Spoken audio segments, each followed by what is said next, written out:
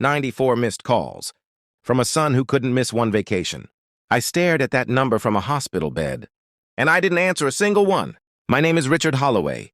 I'm 67 years old.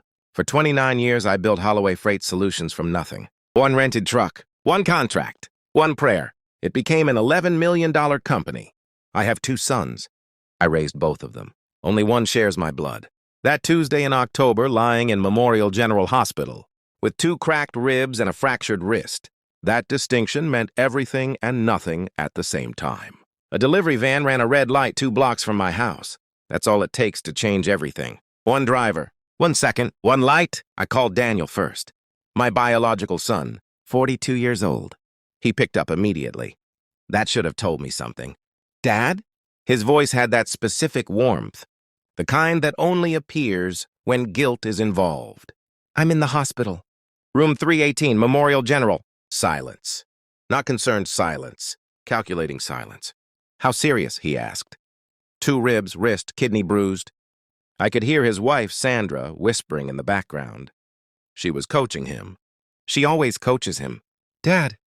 Here's the thing. We leave for Bali on Thursday. The resort's cancellation policy. Go, I said it quietly. You sure? Positive. We'll check in every day, promise. He hung up before I could say another word. This was the man I had been sending $5,500 every single month for 8 years, telling me I needed to rest. I put the phone face down. 68 years old. Still surprised by this man. That one was on me. Marcus arrived at 5:17 p.m. No call, no warning. Just Marcus, 34 years old, still in his work clothes. From the loading dock where he'd been since 5 that morning. He looked at the IV, the wrist brace, the untouched food tray. He pulled a chair from the corner, sat down, and said 4 words. What do you need? Not, are you okay? Not, I wish I'd come sooner. Just, what do you need? I've heard speeches that moved me less. Marcus is not my biological son. He is my late sister Carol's boy. She passed when he was 8. Brain aneurysm. No warning. She had no one else. So Marcus had me. I never told Daniel I was leaving Marcus anything in my will. I told myself it was to keep the peace.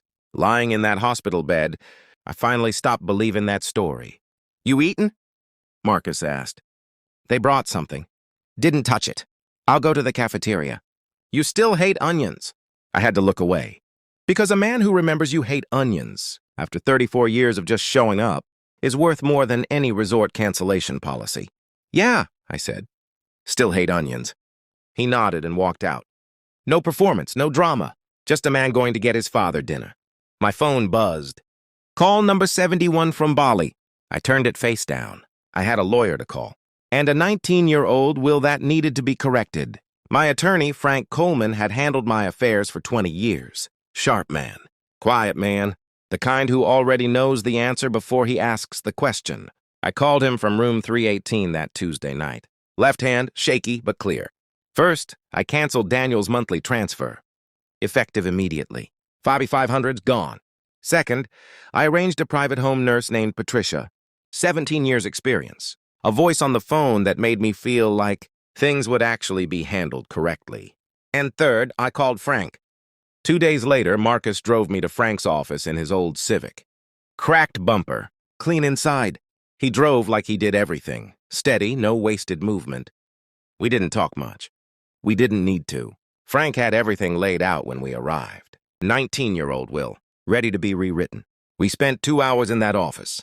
When we walked out, Holloway Freight Solutions. 29 years of pre-dawn mornings.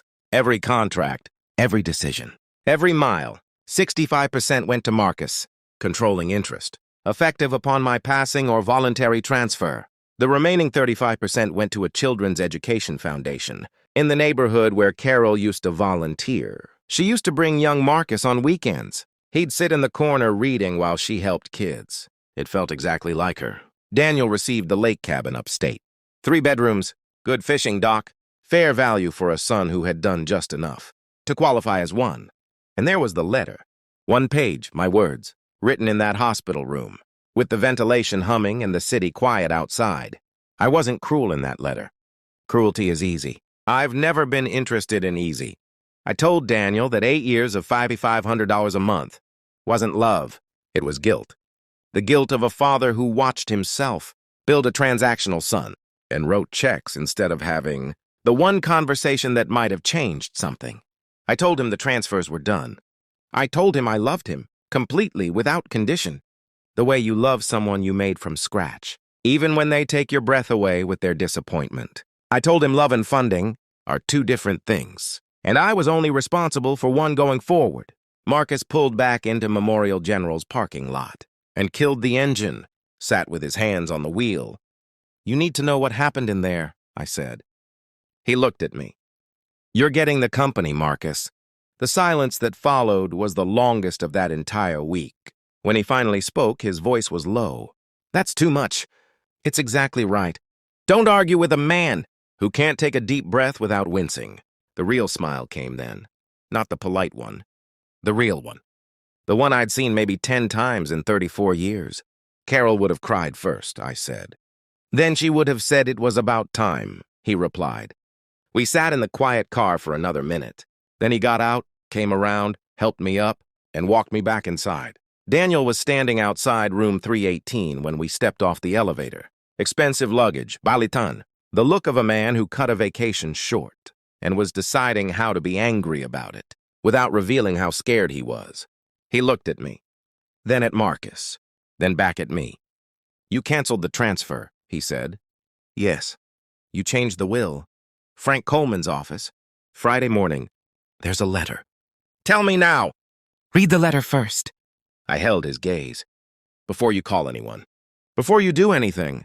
Read it first." A long pause. "Dad, I love you." I said it clean. No apology attached. "I have loved you every single day of your life. That is not changing." I paused. "What's changing is that I'm done paying for the privilege of your attention." Something moved across his face. Fast, like weather passing, anger on top. Underneath, something that had the shape of shame. Maybe it would grow into something real someday, if he gave it room.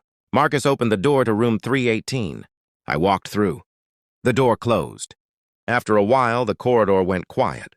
Denise, my nurse, looked up from her notes, read the room in 1 second.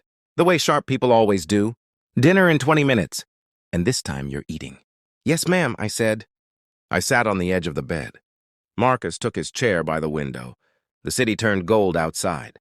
My phone sat on the nightstand. Silent. No missed calls stacking up. Just quiet. Clean, earned mine. A letter sat sealed in Frank's office on Madison Avenue. A lake cabin waited for a son to decide what he'd been given was worth more than what he'd thrown away.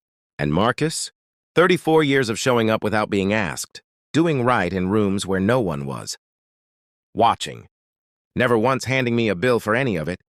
Was going to run an $11 million company. Because that's what happens when you actually earn something.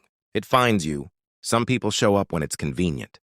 Others show up when it counts. Choose who you give your legacy to wisely. Like and subscribe for more stories like this.